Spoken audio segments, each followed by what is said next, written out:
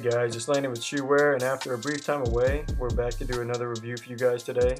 And we definitely have a fun one in store for today, since we'll be looking at the newly released Nike Kobe AD NXT Fast Fit. That is the full title, and there's a lot of hype surrounding this shoe. Some of it's good, some of it's bad, some like not so good, but we'll be sure to get into all of that for you. And I hope you guys are looking forward to watching and listening to this video. And now that we have that short introduction out of the way, let's go ahead and get started with Shoeware's take on the Nike Kobe AD NXT Fast Fit basketball shoe.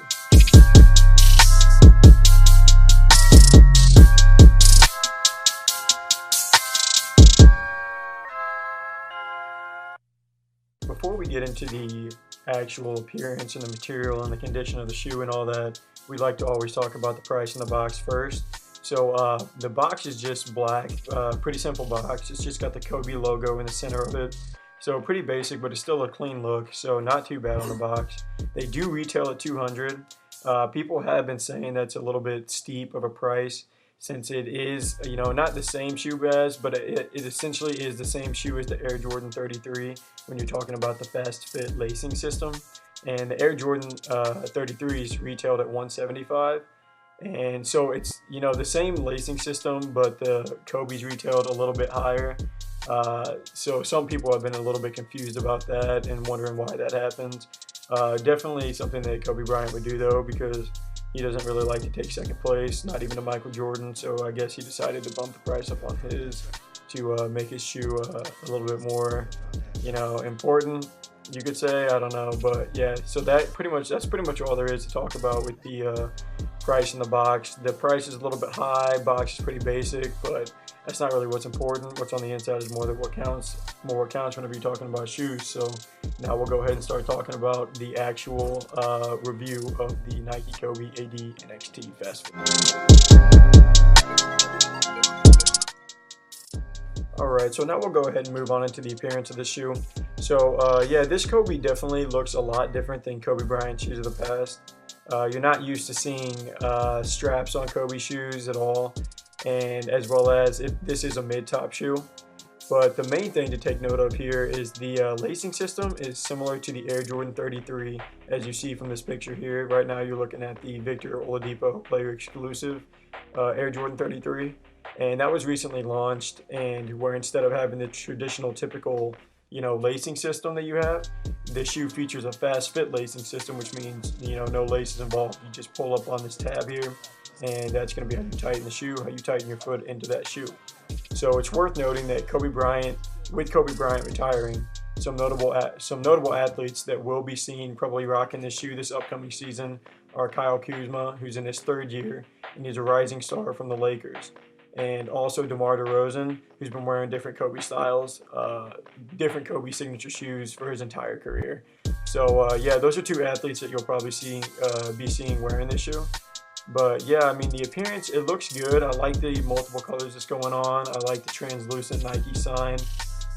It's a pretty good looking shoe. There's been a lot of criticism saying that it kind of looks unfinished. Maybe not the shoe that we're looking at today, this black one, as much as the like whitish gray pair that also launched, because this shoe launched in two different colorways. And we'll side by side those colorways for you here. But yeah, so it has been getting a little bit of criticism saying it's unfinished. Maybe like, for what the material is bringing you on the top and on the side.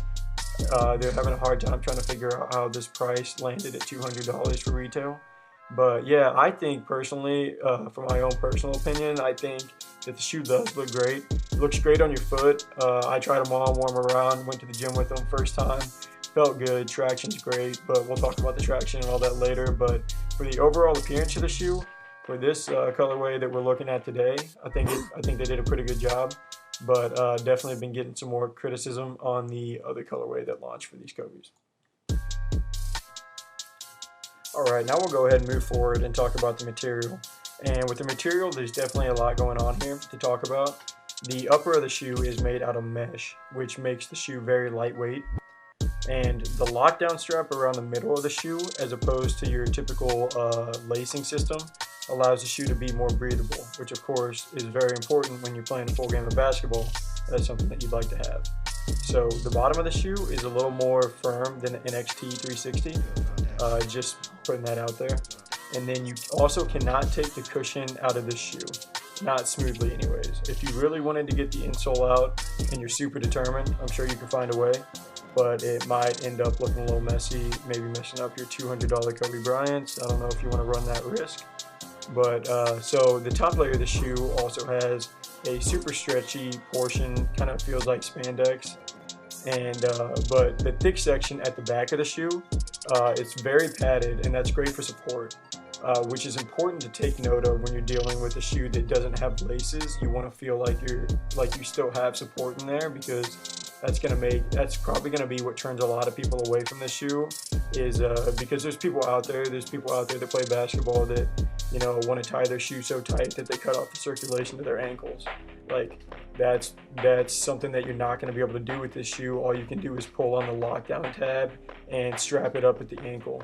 So some basketball players, the added strap at the top, that's a good part for you to maybe not feel so discouraged about getting this fast fit system. I definitely try it out just to kind of calm the nerves, see if it's worth it for you.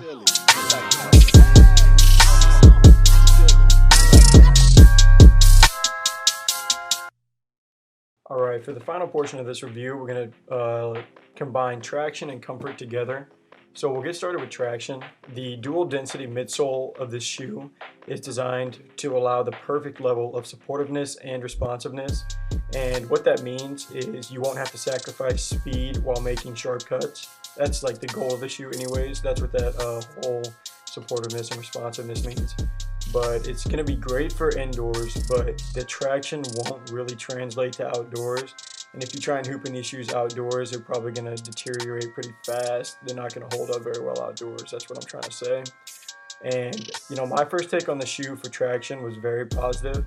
I didn't feel like I was sliding around at all compared to some of the other shoes I've hooped in the past. But now we'll go ahead and move on to the comfort of the shoe. So the fit of the shoe is desired to get your foot as close to the ground as possible without sacrificing comfort, without feeling like you're too flat.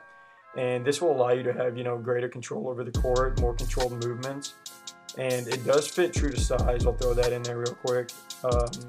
And it's super convenient lacing technology that can have you locked into the shoe with one pull. You just slide your foot in. Some people have said it's a little bit difficult to get on, but there's been less complaints about this Kobe than there were for the Air Jordan 33. So I guess that is one positive to pull from that. But yeah, just get your foot in the shoe, pull on that tab, bang, locks your foot into the shoe right there. And it also features a full-length React cushion. And that's meant to resemble the comfort of the Nike Epic React and the Odyssey React running shoes. And we'll throw those shoes up for you real quick if you don't recall what those look like or have never seen them before. But this will be the first basketball shoe to implement the React cushion. And the reason for doing so is because the Nike Epic React went over so well in the running community for running shoes that they wanted to test it out in the game of basketball as well. So we'll kind of see how that plays going forward. Alright, that pretty much sums up our review of the Nike Kobe AD NXT Fast Fit. Thank you guys for tuning in and watching and listening to our shoe review today. Real quick, I do want to let you guys know that we started up a podcast called Shoecast, where we just recorded and posted our first episode.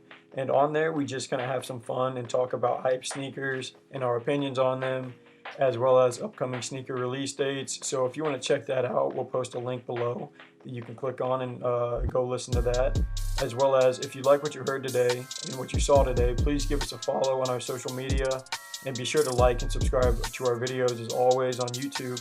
And other than that, it's been a blast and I'm looking forward to our next review coming soon. I'm Landon from Shoeware, and until next time, peace.